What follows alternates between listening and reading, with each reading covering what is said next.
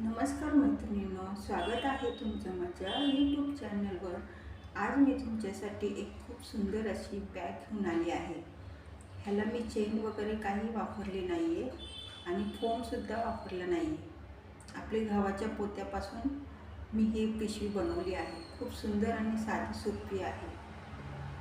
चला तर मग व्हिडिओला सुरुवात करूया। सगळ्यात पहिल्यांदा मी माझ्याकडे कसं कापड होतं ब्लाऊज पीस ते घेतलं आहे आणि त्याच्या खाली मी एक गव्हाचं पोतं रिकामं आहे त्याचा तुकडा घेतला आहे। आता ह्या कापडाचं माप सांगते मी, 24 इंच बाय 14 इंच। ठीक आहे, 24 बाय 14 इंचाचं हे कापड घेतलं आहे आणि त्याच्या खाली मी गव्हाचं पोतं त्याच मापाचं पोतं मी शिवून घेणार आहे चारी बाजूने। आता मी त्याच्या खाली अस्तर पण लावून घेतला आहे। हे बघा, अशा प्रकारे हा माझा पीस तयार झाला आहे। आता आपण बंद शिवणार आहोत। बंदाचं माप आहे 20 इंच बाय 1 इंच। ठीक आहे, असे 2 बंद मी शिवून घेतले आहे।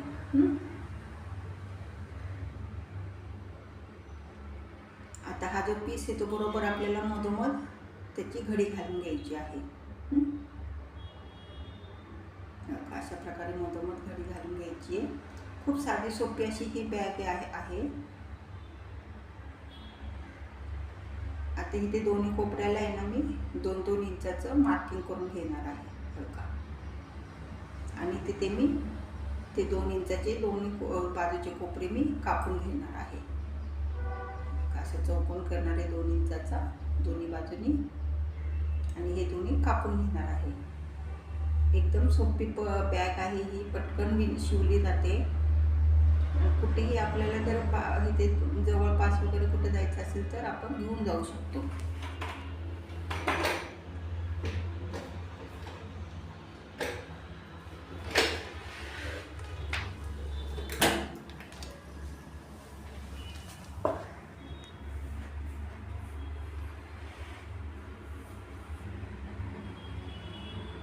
आता बंद लावायचे।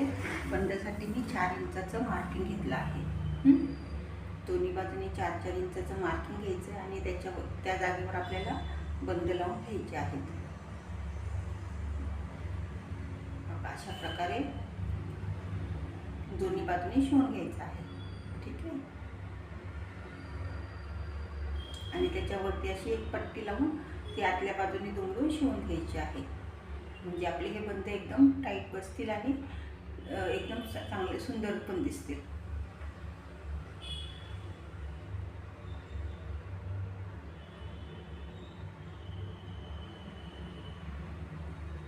अशा प्रकारे मी बंद लावून घेतले आहेत।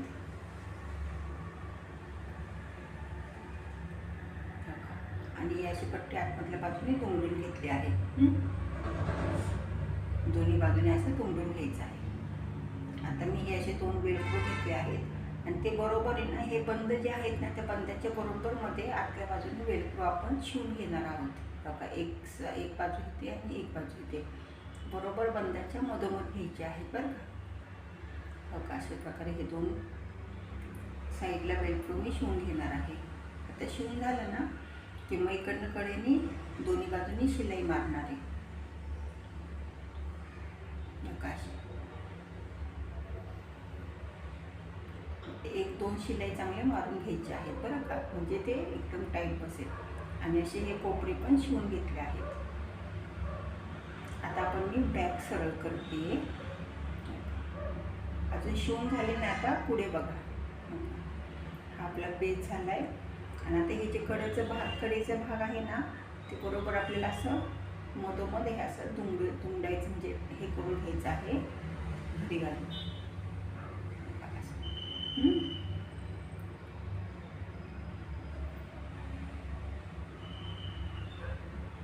आता इथून बरोबर 4 इंचावर माप घेऊन आपल्याला अशी कडेने तिथे 4 इंचापर्यंत शिलाई मारून घ्यायची आहे।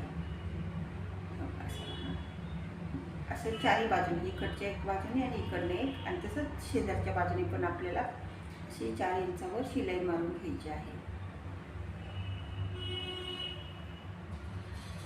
अशी चारी बाजूने शिलाई मारून घ्यायची आहे. ठीक आहे. आता शिलाई मारून झाली आहे माझी. कशी वाटते? छान आहे ना?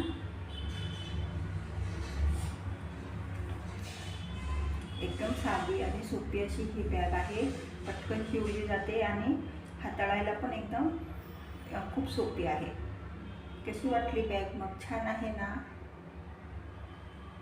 बघा, आतमध्ये पण खूप मोठ्या प्रमाणात जागा आहे. आपण जर कुठे मंदिरात वगैरे जाणार असेल तर एखादी पाण्याची बॉटल वगैरे घेऊन जाऊ शकतो. कशी वाटली मग? आवडली ना? चला तर मग व्हिडिओला लाईक करा.